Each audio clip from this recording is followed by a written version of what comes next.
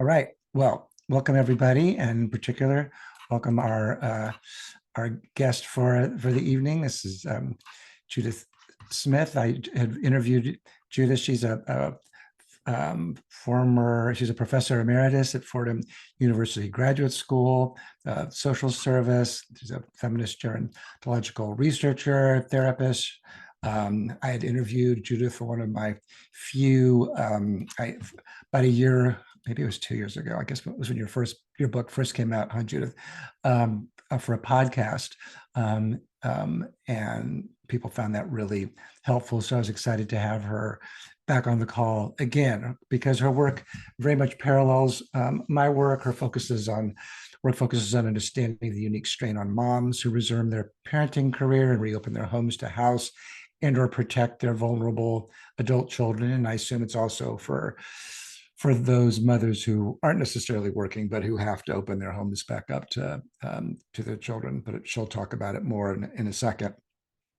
Her book, written for parents, is called Difficult: Mothering Challenging Adult Children Through Conflict and Change. Came out 2 years ago and is going to be released as a paperback tomorrow on April 2nd. So be sure to get it. She coined the term difficult adult child, something that all of you are probably have some familiarity with, based on a study of listening to 50 American women share stories of how their adult children's chronic unemployment, mental illness, or substance abuse created difficult or impossible choices for them as mothers.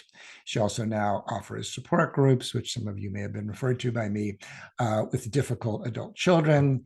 She uses her experience as a family policy expert and clinical social worker to explore the conflicts of older women who, in the absence of government supports, feel obligated to become the default safety net for their vulnerable adult children. So welcome, Judy.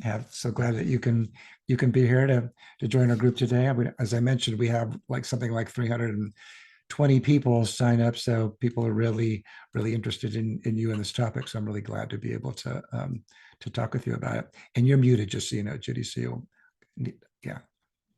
Okay, I'm really glad to be here. Thank you. Yeah. And I think we're one of the few people who are really talking to parents in the midst of their terrible dilemmas and suffering. And I really appreciate our parallel efforts in this. Whoops, you muted yourself? Or, it was my fault. I think I muted you, Judy, accidentally, because I muted everybody else. So can you? I just unmuted me. Okay, thank you. Yeah, when people come on, I mute them, but then accidentally it mutes everybody else. Okay. Anyway. Camera. All right, let's see. I don't know how to mute. I'm going to mute everybody else and then unmute you, I guess, Judy. So hold on one second. You can tell this is a completely professional operation we've got going here.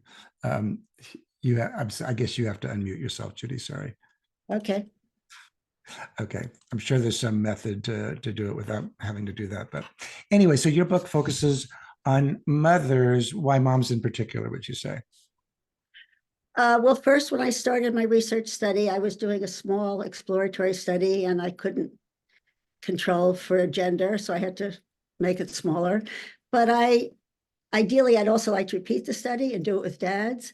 But somebody, even if I had a huge study, I think I probably would have started with mothers, because I think parenting is not the same for men and women. I think gender really has effect on how we parent, how we experience stress, how we experience our children's problems. And so I think to just call it parenting, or later in life to call it caregiving, as Nancy Coleman has said, who's a feminist researcher studying parenting of adult parents, it's primarily women who are doing this work. And I think we need to understand particularly mothers' experiences. Yeah, I completely agree with you. And if you notice on this webinar, it's primarily moms, and it was sort of, billed as a talk that would be about mothers. But I find in my webinars as well, even regardless of the topic, it's almost always mothers rather than fathers, which is sort of an interesting statistics, because today, I don't know if you saw the research by Rin Resnick at Ohio State, but she found that something like 26% of fathers are estranged from their children today. So it's almost 4 times as much as mothers, but yet mothers almost always the ones who are seeking help. And how do we understand that from your perspective? Well, I think there's something unique about women's roles. I mean, when I started doing this, I started reading about ethological psychology in terms of how the human race got survived is in some ways women's guilt, and not that somehow women don't throw their kids up and catch them. There's a sort of inborn sense of protection. And I think that caring about the experience of others is affected by gender, and feeling pain about if relationships don't work out, I think is experienced in a different way by men and by women. Right. Yeah, I think the evolutionary argument that I heard for that is that because men can't really guarantee paternity, and because men can father, an almost infinite number of children, they don't necessarily, it isn't necessarily as much in their evolutionary advantage to focus on any one particular child, whereas women have a finite number of ovum over their life course. Their success at furthering their genetic line comes from their investment in any one particular child. So they can only have a few children, whereas men can have many. Women are sort of their probability of furthering their genetic line is maximized by becoming much more focused. And I think in understanding that, we can understand why women might feel more protective, why they might feel more guilty, more worried, be much more involved in caretaking.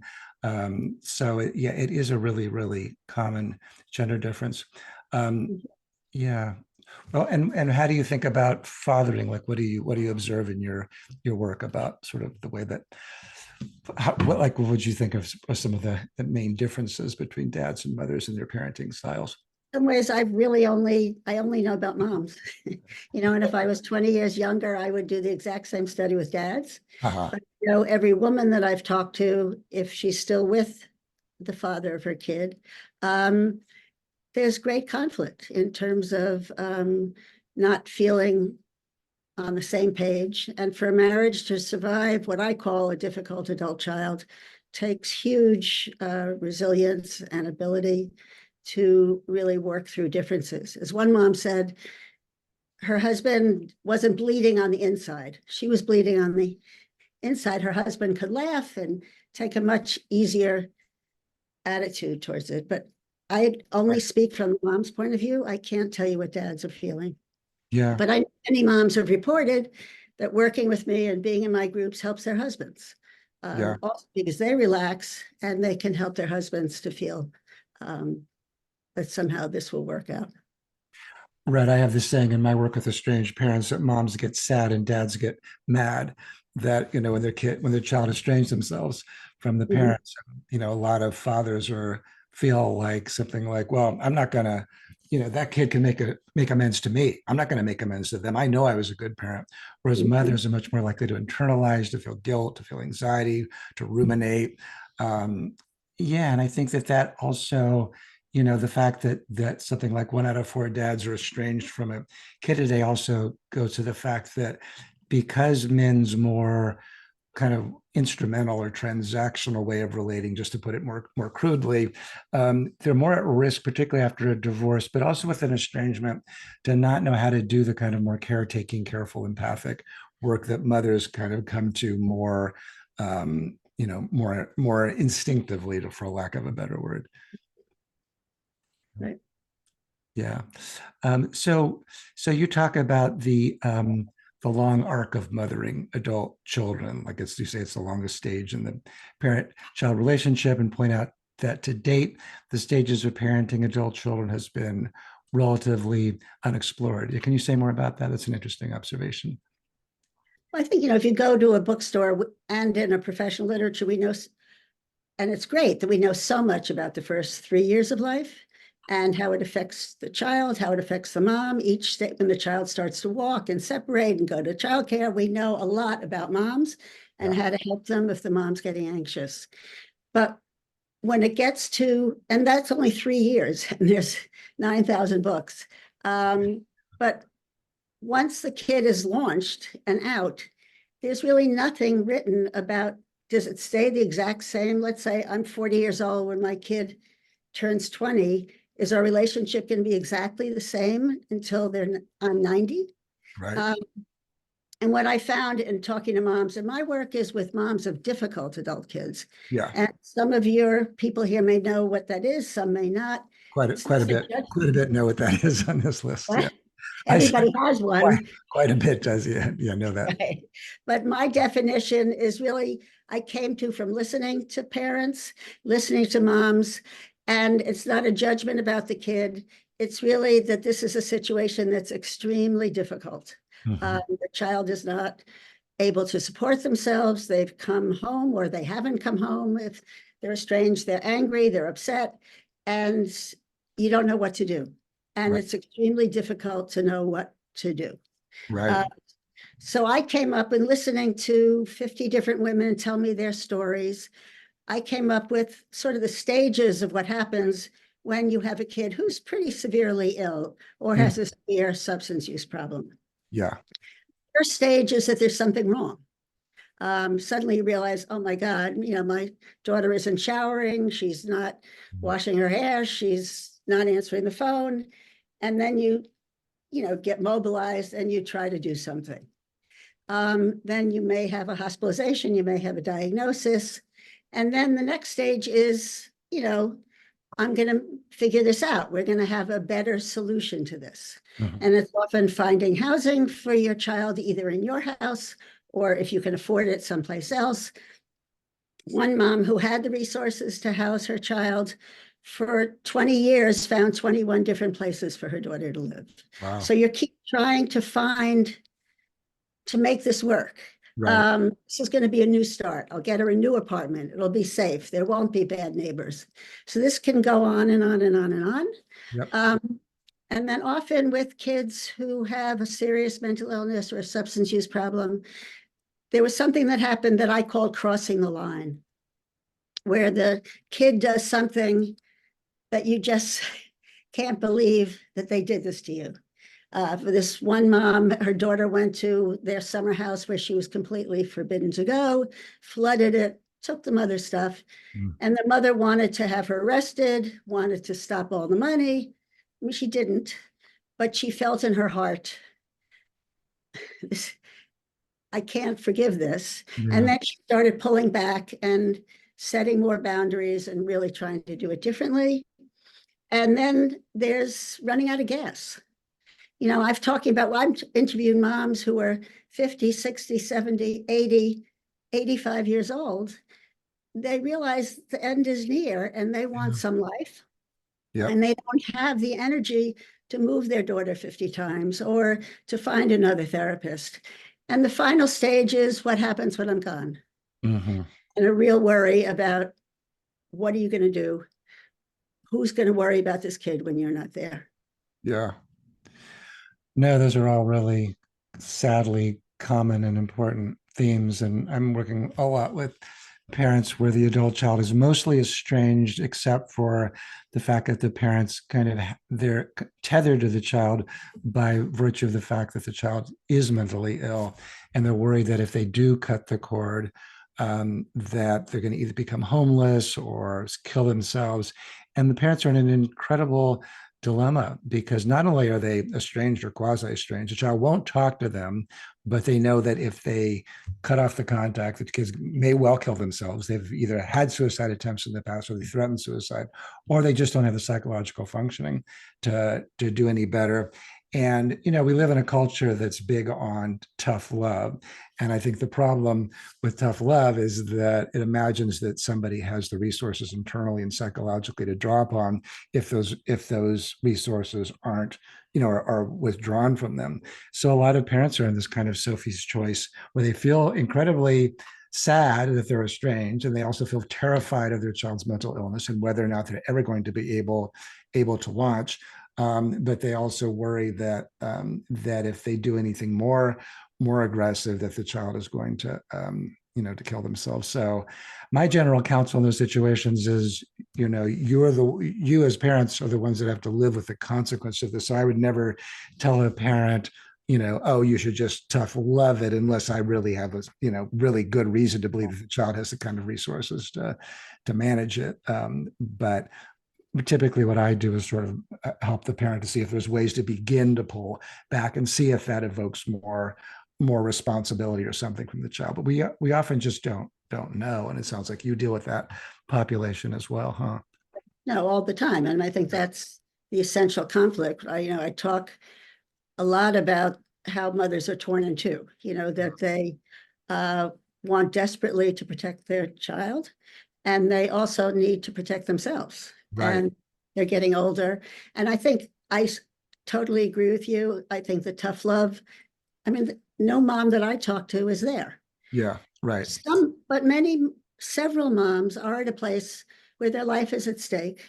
Yeah. Uh, their children's mental illness or substance use leads to threatening and physically attacking their own mothers, Yep. and they have to have their kids leave. Yep. And it's a terrible feeling to know that your child is on the street and you can't let them in because they will hurt you. Right. All If right. they hurt you, they'll go to jail. So Right. it's, but I think generally, and I think it has a lot to do with being a mother, and I think this is some of the tension in the marriage, that the Yeah. fathers are ready to say, let him go, Yeah. and the moms can't, and I think what mothers value about working with me is that I accept that. It's not that they're weak or Right. enabling or, I hate that word. I do Uh, too. Yeah. that That it's that and codependence. right. They're both Sure, my hate. Yeah. right, right, Mhm. right.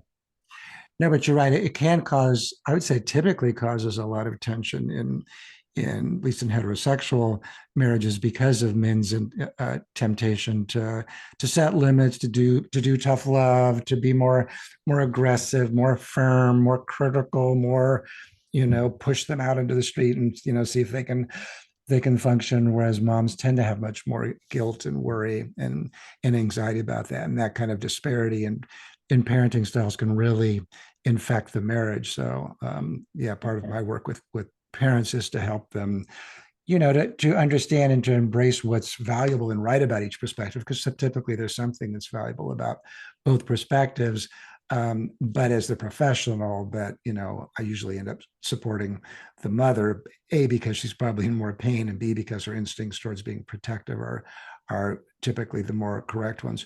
But you're also right. I mean, even if the kid, sometimes parents have to stop trying, because the adult child is mentally ill and estranged or semi-estranged, and their behavior towards the parent is so abusive and critical and rejecting that the parent just needs to kind of let the line go cold, because otherwise the child is just going to be so abusive and hurtful and shaming and guilt tripping. So it's tragic.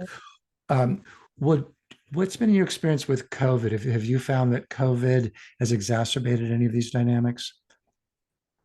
Well, I think we know there was a lot more elder abuse during COVID. I mean, I think the isolation uh, was bad for families, and certainly for younger adults who had come home or had to come home.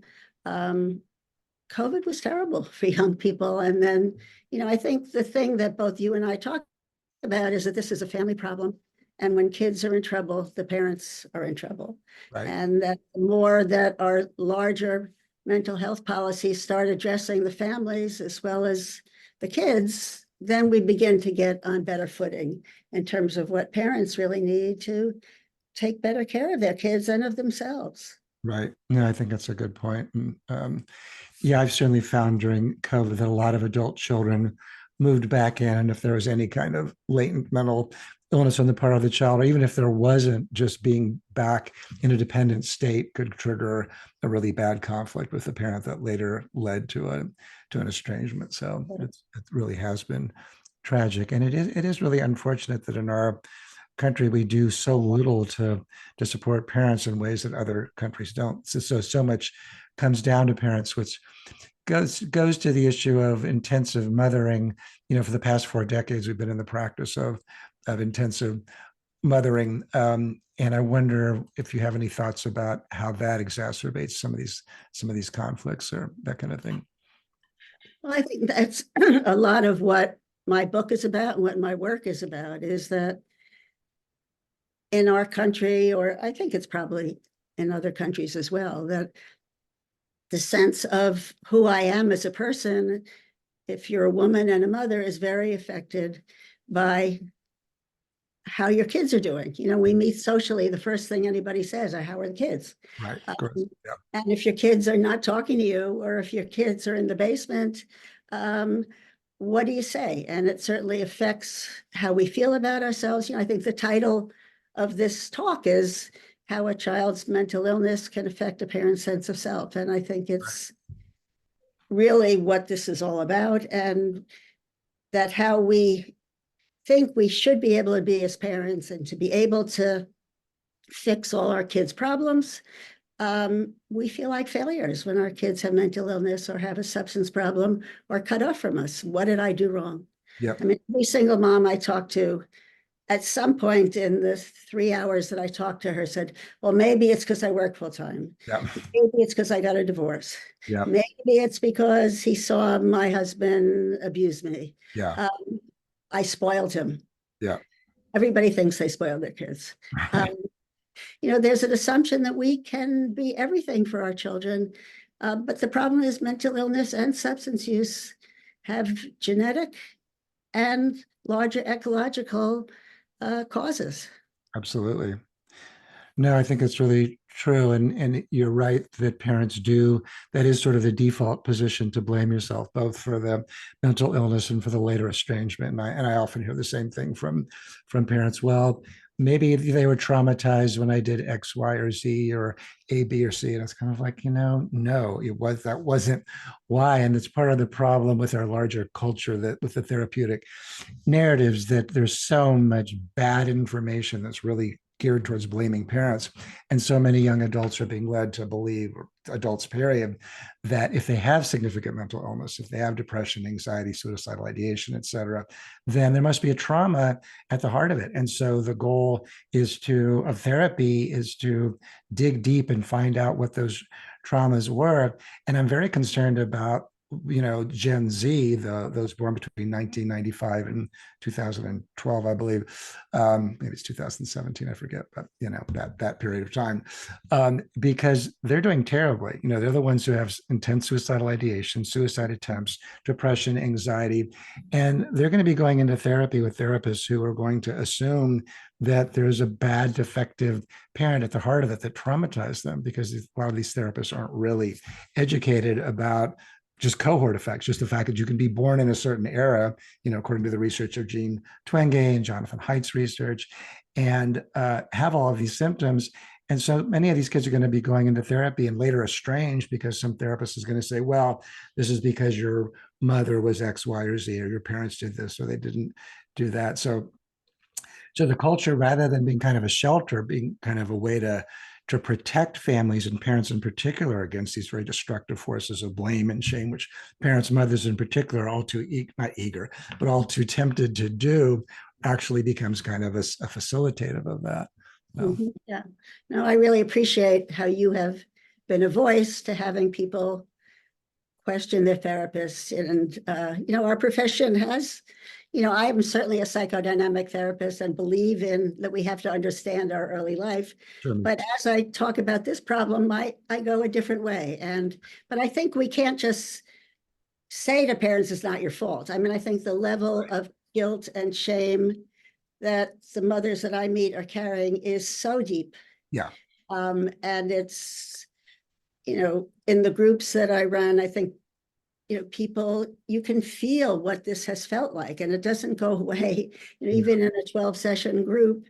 I mean, it's the most painful thing in the world to feel like you are somehow a bad mother. I mean, it's like the worst thing you can be in our society. I 100% agree. And And I mean, you may know that I was estranged from my daughter for a few years, which is how I got interested in this work. Unfortunately, we reconciled, and it was miserable for me. But I would say that there are certain ways of parts about of being a man that does provide a certain kind of insulation. Men tend to be more externalizers, or more likely to blame and to criticize and get angry. As moms, women tend to be more internalizers, and that means that they can't really protect themselves. And so that saying, you're only as happy as your least happy child, is particularly true for mothers. And if you have a mentally ill kid, and on top of it, you have a mentally ill kid who's Right. estranging themselves, then it's really a double indemnity, because parents just feel like they have no place to hide, basically. And also you have no one to talk to. I mean, I think because of the shame and the guilt and the stigma, uh, all the moms that I talk to have increasingly isolated themselves from close friends, from family.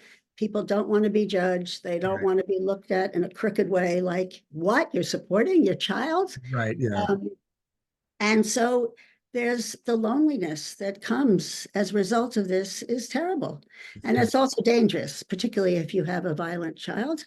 Yeah. Uh, more you cut off from everyone, you need more eyes on the situation, and you Mhm. need more air in the situation. Yeah. And but I think the loneliness that comes from trying to protect yourself and keep your kids' problems private is just as dangerous as risking feeling judged by when you start talking to people. No, I completely agree with that.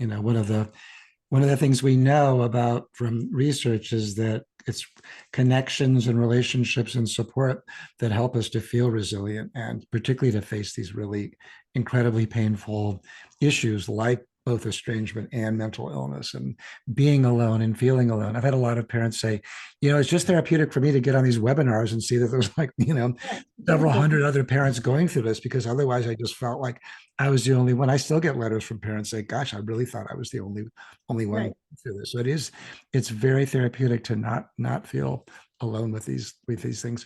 And part of the tragedy, I think, particularly for moms, is that, what I say to a lot of moms is that, the part of what made you a good mother is now going to be your downfall, because part of what made you a good mother was being very conscientious and oriented towards your children's feelings and sensitive to them and worried about them. But now, I mean, if your kid, particularly if they're estranged, but even if they're not estranged, but they're mentally ill, and you've sort of done everything that you can do, it doesn't really serve you or the child to be in this hypervigilant ruminative state, which so often characterizes these dynamics. Right. Yeah. Yeah. I think, it's interesting having the dialogue with you with parents of estranged kids who are still functioning and healthy and make the decision to cut off, and parents who have kids who their mental illness or their substance use just sort of makes them disappear. Right. That they both, they're not there. The title of our thing was, "Where is my child?" That they're no longer the kid that you knew and that you loved. Yeah. So you've lost, Susie, who was, alert and capable and going to be a great artist. That's Right. not the person who was there when she was young. And sometimes you lose them because the mental illness, they're hiding, or they just lose track of reality and they're off in cyberspace and finally come back. Yeah. Some moms have, talked about sometimes it's easier when they're gone for a year, because Yeah. there's some ways, as one mom says, they move from the front of your head to the back of your head, Mhm. um, which I think is the hyper alertness that you're talking about. Right. Yeah, exactly. Yeah. Which is sort of my goal. If a parent has done everything they can do to reconcile or to heal the distance, and if there's nothing they can do, doesn't serve them to keep ruminating and the like. Yeah, but you're raising an important point about mental illness, because there is not only the loss of that relationship and the sorrow and the worry for the child, but some of these kids were very kind of looked like they were on a great track, but Absolutely, many of them. yeah, before the mental illness. So it's kind of like, wait, my kid was like, they were going to go to an Ivy League, or they were going to go to school, or they were like a great musician or an artist or something, and now they can't do anything, and they'll be lucky to get a job at a pizza parlor. And so there's not only the sorrow of the loss of the relationship, but it's of seeing your child really not being able to meet the kind of potential that and promise that you thought that they would or could have. Yeah, I was struck and include the concept of chronic sorrow, which was originally used by a social worker in the 50s, working with parents of very severely developmentally delayed kids. But I think this is what I heard from parents, not with developmental needs, but who had severe mental illness or substance use, that you have lost the child who you thought you were going to have. You've lost seeing them getting married. You've lost potential grandchildren. You've lost that you're going to be able to depend on them when you get older. And there is a chronic, this social worker talked about that for young children, when your kids start walking, when they go to school, the parents re-experience the sorrow. But I think that happens for parents of estranged kids or the kids with severe mental illness, going to a wedding of your sister's child, going to the supermarket, when it's spring break. Oh, is Charlie home? How's he doing? Right. Yeah. So, I think that those moments you're just caught with, what do I say? And that the person doesn't really want to hear the whole story. So you just sort of, we talk in the groups. How do you manage the supermarket? Right. Going to the wedding is hard, and you have to prepare yourself, and that it's going to be extremely painful. As much as you love your sister and her daughter. Right, Sharon, hi Sharon, says that we need to learn to lie as well, that we find a way to put a good face on, because we don't want to spoil the wedding, and we don't want to get involved in the supermarket and start crying. That we have to live, and we are living. Yeah, absolutely. I mean, when parents ask me, what do I say, just say whatever you damn well please. I mean, people, you don't owe anybody anything. And if you want to give a report of what your child was like the last time you saw them or talked to them, or give them a much more, flattering picture of how they're doing, just so to keep you away from the weeds of your own emotions. You're staying sane in the interaction is much more important than being directly honest in some kind of a way. But I think you're also pointing to the not many stages, but the many levels of grief, because if you go to a wedding of your friend's adult child who's thriving and doing well and marrying a great guy or gal or whomever, not only is the loss that your child may well never get there, but you may not even be invited to the wedding, and you're not even sure they're going to survive long enough to go. I mean, there's just so many layers of grief and guilt and regret, and it sort of invites the kind of, well, only if I had or hadn't done or said or that kind of thing. So there's just so many layers of grief to these kinds of dynamics. But I think what you're saying before, where people say they feel better just being here, knowing there's 300 people here, that I think social support is over and over again shown to be a critical pathway for self-care. We can't get rid of our kids' mental illness. No. We can't get them to go into rehab. We can maybe, provide enough safety so they may on their own decide to do it. But we can change ourselves. And that I think what the pathways that I see are most useful is getting social support. With difficult adult kids, there is National Association of Mental Illness that offers support groups for everyone at no cost. And then there are, groups like I offer for moms. And I think in the beginning, most people go to NAMI, and they're people at all stages of this whole process. Yeah. And then finding a way where you can be with people who understand you. I think that's what I experience when I run the groups, that there's a sense of, even when I was doing the initial interviews, I remember one mom just went, the idea that she could say all that to me. I knew what she was talking about. I didn't think she was crazy. And I think you've given the name estrangement. I've given the name difficult adult kids, because we want, just like we got domestic violence, child abuse, elder abuse, we need to name this so that people don't feel alone. Right. They're not crazy. It's not because they didn't go to the baseball game every Saturday. Right. Exactly. there's something going on in the world. Mental illness was around, before 2000. Right. But uh, being with other people who really understand and really don't judge you Right. is essential for healing. So essential. Yeah, knowing that they're not going to say the tone deaf thing that people always say, like, oh, they'll get better, or they'll remember you were a great mother, or, you know, you just need to set limits with them. You're coddling them or whatever. I mean, somebody's actually going through it. I mean, maybe they'll say something tone deaf, but they're far less likely to than somebody, who's never been through it. And I agree with you. There's nothing so important as social supports, because part of what people seek, I think, in coming to me is sort of like, well, what can I do? And what I often tell parents is there aren't that many steps you can really take. On my end, you can write a really good amends letter. You can do a follow-up. If the parent's working with me, I'll reach out to the adult child. But there aren't like 10 other steps. And so I think it's helpful for parents that to know that, because at that point, then they can feel like, okay, well, I've exhausted the things that are actually under my control. I don't have any control over my child's mental illness. I can offer, if I can afford to pay for their therapy, if they'll go, I can provide that, or provide a referral for a good psychiatrist if I can afford that. But beyond that, parents don't really have the power to make a mentally ill kid unmentally ill. And parents also don't, they only have relatively limited power to make an estranged adult child unestranged. And so that's why I think that, there was a story that a rabbi told me when I gave a talk a year ago, where she said there was a woman that every day would go to the synagogue and pray. And she was infertile. Every day she'd pray to the synagogue, please, God, give me a baby. And finally God answered and said no. And she was relieved, because even as tragic as it was, she felt like she could stop struggling. And so there's this saying, which I think comes from mindfulness, which is pain plus struggle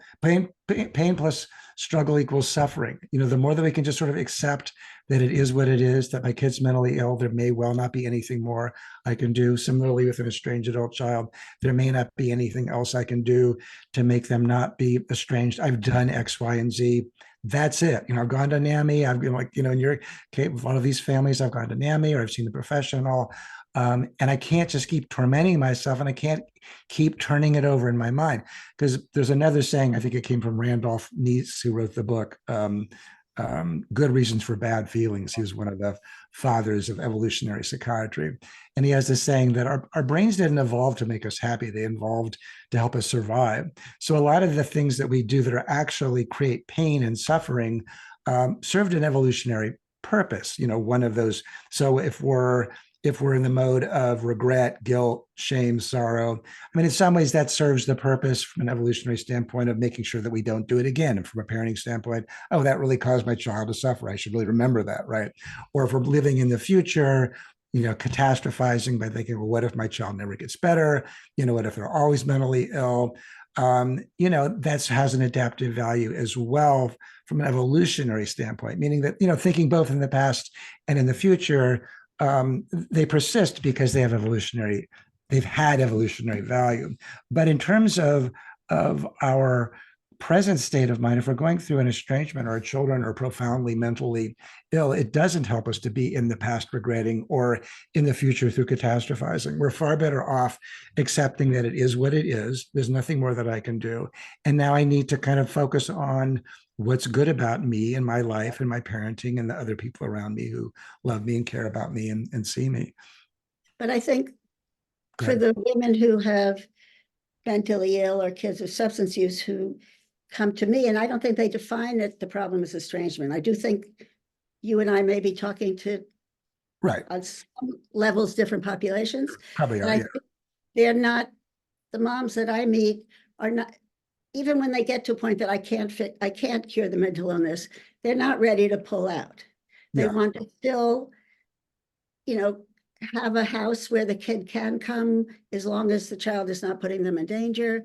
Sure. And there's some sense of being the secure base, even under, if the child is, very, very difficult. And I think part of the self-care is also acknowledging, when I say difficult adult kids, it's also difficult mothering, that this self-care and the seeking social support is acknowledging how hard this is on women and on mothers, and that you need to find other people to be able to hold you as you find your own way. And there's no, as you say, there's no, the right 5 steps on how to do this. That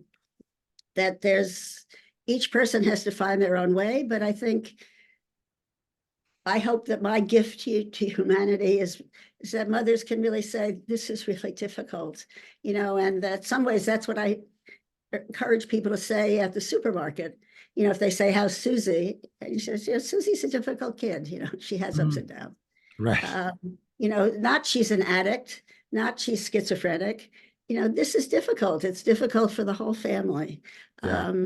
But the more we can name it and acknowledge that our pain is not because we're neurotic or, can't get over it. I think when I first started this project, I read a few books on this and several people saying, get over it. You did it, forgive yourself, let go and move on. Yeah. If we could do that, that would be great. Sure. Nice work if you can get it. Right. Right.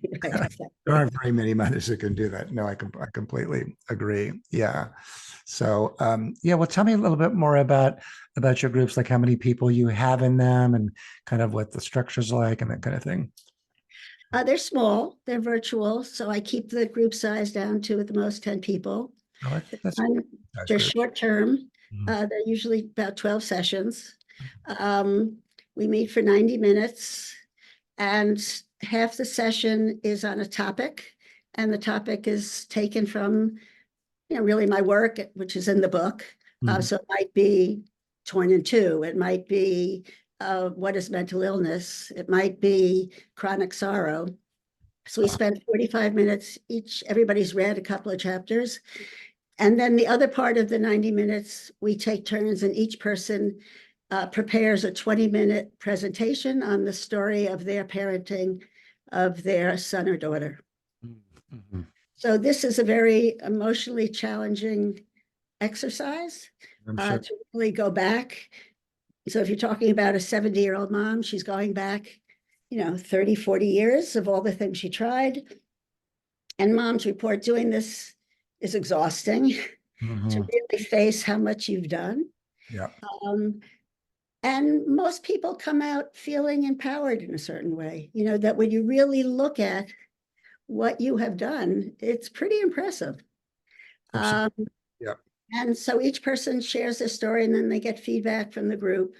And then, the last 3 or 4 sessions, so we talk about change. Mm-hmm. So in my book and in my work, I think about, what we're talking about. If you can't change a kid, how can you change yourself? Right. And there are small steps that one can take for increasing self-care, for doing more exercise, for starting to get back in touch with friends, for, so gradually opening up, letting more air into the space, so that you can thrive more and, for yourself, have a better life. And however much you want to keep the door open for your child to be coming in and out, that's very much a personal choice, but you can maybe do both. Yeah. You can. So that's really, we move from really understanding the problem. And I think what changes for people is before you come into a group where other people have this, you feel like it's just you're somehow screwed up. But when you come in to a group and really sit, and you can become compassionate for another mom where you might not be able to be for yourself, and you begin to externalize the problem. I mean, I think it's not just you, that you really can say, wow, I have a difficult kid and it's been really hard. And, I think one mom the other day in the group, it was like the first session, she said, I can't believe we're talking about this. I can't believe I'm sitting in a room with other people who are freely talking about this, because it becomes so hidden and the secrecy is so awful and so isolating. I think the expression that works for me is sort of letting air in and making it not so much your deficit, and your family's deficit, but this is a bigger problem than you and your kid. And it's great that you came to get some help. And, that's what you want to keep adding into your life, as a place where you feel supported.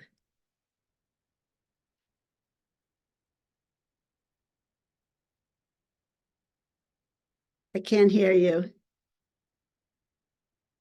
Oh, how about now? There you are. Good. Okay, yeah. Yeah, I think that moms have a much harder time with self-care than fathers do. I think for mothers, the feeling is, well, if my kid's not doing well, whether they're estranged or they're mentally ill, what right do I have to go have fun and be carefree and, kick up my heels when my child is suffering? And I'm curious if you've also seen that kind of resistance or reluctance from mothers to really have fun and, do that kind of thing if their child's suffering.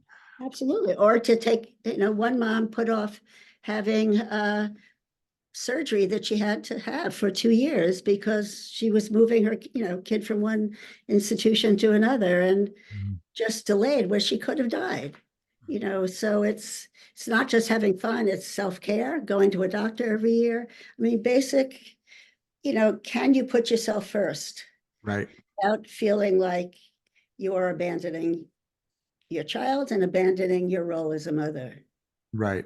Yeah. I think so much of motherhood, that just the ideology of motherhood is so problematic when the kid is either estranged or mentally ill or both, because the notion of motherhood is you're supposed to just give, give, give till it hurts, put yourself last, Right. sacrifice for your children, and all those things really can upend a whole life when you are faced with these choices where you actually don't have the control to make your child feel better or do better. Yeah. So when you say challenging, your book titles mothering challenging adult children through conflict and change. So it sounds like the emphasis is that you're the one who's changing, because realistically, their capacity to change your child is fairly limited, right? Right. But you can, I mean, I have a whole section on resources. I mean, Mhm. some parents don't know where to turn. How do you get SSI for your adult child? Mhm. Finding out about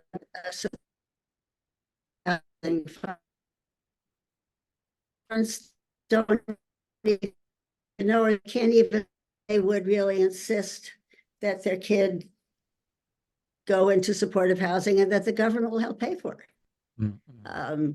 So, I think one way you can help, I help the mother help her adult child, is providing resources, Mhm. you Right. know, but you're not going to get rid of mental illness, but you might find a place where he can live or she can live a life and have some independence as well. Yeah. No, I think that's critically um, important. Yeah. Well, let's see. So I put it in the beginning of the talk. I put your contact information, but why don't you tell people? I'll put it in the chat box again right now. But do you want to just tell people how they can reach Sure. you? Yeah. Well, difficult mothering, if you type difficult mothering, you'll come up with me. And my website is difficultmothering.com. And I'm Judith R. Smith at difficultmothering.com. Straightforward. And the book just came out as a paperback, so it's less expensive than the hardcover. And I hope that will mean it reaches a lot more people. Yeah. Um, and I look forward to hearing from people and understanding what different people's experiences are. Yeah, no, it's like I read the book. I thought it was very, very, very well written and conceived. So I do recommend it. Should we take a few questions? We have another 10 minutes or so. Yeah, you're up for that. Okay. For the last 3 years, my on and off estranged daughter's attitude towards me has deteriorated. If that, and then it cut off. Um, and I don't see where it continues. So unfortunately, I'm going to have to go to the next question. Um, let's see. I believe if you hover over, oh no, that's something different. I found the book through The Mermaid and the Minotaur by Gloria Steinem, very applicable still today in the roles of parenting, particularly women's role. Do you know that book? I don't Yeah, think, yeah. yeah, I don't think I ever read that one, but that's interesting. Let's see. Okay. Some of these are just comments about more technical issues. Um, Cultural context weighs in with mothers. Norms for mothers are different from men in parenting. Yeah, I think we've sort of covered that. Was there anything more that you wanted to say about that, um, Judy? Um, I think we sort of touched on that. Yeah. I think we did too. Somebody else provided a Robin Williams quote: "If it's not one thing, it's your mother." Yeah, Right. Right. somebody else said, "My husband is terrified of strong emotions and conflicts." Anything you want to say about that, Judy? Uh, I don't know about father, so I'll let you talk about it. I think, I just think for those of you who are still partnered, it's very hard. And to remember that this is a very hard issue with your kid, and it's a very hard issue on a marriage. I think marriage is hard no matter what. Right. And if it's a heterosexual couple and you have a man and woman who see the world different, it's hard. Yep. And then you bring in this thing. It's very painful and very hard. And those of you who are still married and still together, hopefully there's the love that's keeping you together. Yeah. Yeah, what I often tell couples is to try to avoid the right, the wrong, the good and bad, good or bad of it, the name calling, which is so tempting because there's so much pain in the mix. The parents feel so desperate and scared that it can really bring out the worst in a couple. So to really try to assume that there's validity in each side's perspective and to try to empathize with that, because nothing good comes out of a marital conversation unless there is some degree of empathy and shared understanding. Okay, next question. Is it even possible to reconnect after 7 years of no contact, blocking of communication? My daughter was diagnosed bipolar after 5 years, estranged. So I have heard aunts, siblings, etc., refuse to help me connect with the estranged daughter. So is that something that you feel comfortable taking since the daughter is bipolar? She's been blocking communication for 7 years, I guess. Um, do you want to speak to that, Judy, or is that feel like it's not as much? Do you think people can get back together after 7 years? Well, I think that we don't know I've had people in my practice get back together after 20 years. So it's certainly possible. The question is always, how much can the parent be an agent of that reconciliation? And as I was saying earlier, you can write amends letters and reach out to them and have a therapist reach out to them, but there aren't other things. And in general, I do find that kids who have mental illness, subtle or overt mental illness, do seem to be much more at risk for estrangement for a variety of reasons. So let's see. Somebody said, I think lots more feminine Oedipus complex too. Okay. Let's see. Other questions. Let's see. This year, she drove to my city, I guess daughter, verbally abused me while staying at my home overnight. She recently violated a legal contract involving property by giving somebody who called her permission to hunt on my land. I could only say to her that I was terribly shocked and hurt. She feels she did nothing wrong since she'll inherit the property when I die. I feel so betrayed and hurt that I don't have any desire to see or interact with her. I think I'm done with her, but I must go to her daughter's, my granddaughter's college graduation soon. I must drive approximately 12 hours to get there. Wow. I don't want to go. Any thoughts or suggestions? You have any thoughts about all that? That question, Judith? No, I got distracted looking at the other question. Somebody said it would be great to hear about some success stories. I know. Let's address this one first. You answer that person's question. Once I read it, yeah. Well, first of all, I mean, I think, and maybe you could speak, Judith, just to the anger and the feeling of exasperation that a parent feels if the child is mentally ill and taking advantage of them and being contemptuous and disrespectful. And I mean, I see a lot of that with estranged adult children, and I imagine you see quite a bit of that in your work, don't you? Absolutely. Yeah. So I think that those feelings are completely understandable and normal. But if you have a relationship with your granddaughter, sometimes we have to make, kind of eat a certain amount of crow if we want to stay in touch with our grandchildren, because they are the conduit to that. Was there a question that you wanted to look at or answer, respond to, Judith? I think maybe we ought to end with talking about some success stories. All right, we can do that. Okay. I mean, I know one mom her son had a serious drug problem, and she actually evicted him when he was in his mid-20s. She lived with the shame in a tiny town of him being homeless and on the street and dealing. He got arrested. And finally, he was in jail. And as she said, he found Jesus and he found love. And Right. he met a woman, and he decided to go clean. They both did. And, she has her child back, and they have a new baby. And so that was a positive story. And I think I see positive stories in my group in terms of, I really see women forgiving themselves. Well, that's And critical. Yeah. I really see women feeling more respect for themselves, and some of the voices of hatred towards themselves receding. And in some of that, they may be more open. Somebody said to me, if the mom changes, will the kid change? Mm. I said, we can't in any way guarantee that. We don't have any data to show that.